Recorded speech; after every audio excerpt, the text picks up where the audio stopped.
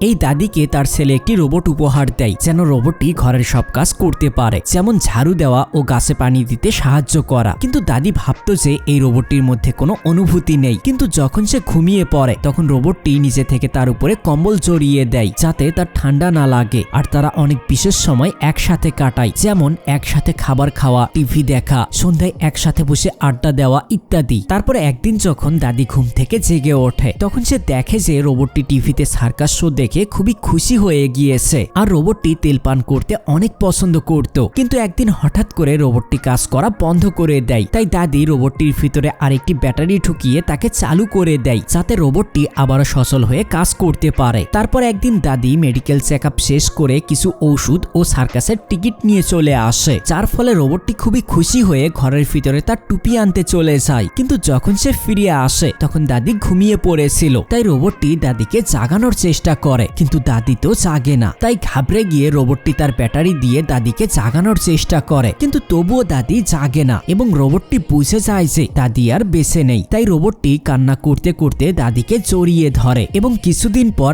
আবারও ঘরের কাজ করতে শুরু করে এবং বসে দাদির টুপি দেখতে থাকে। তারপর ধীরে ধীরে রোবটটির ব্যাটারিও শেষ হয়ে যায়, যার ফলে রোবটটিও চিরতরে দাদির কাছে চলে যায়।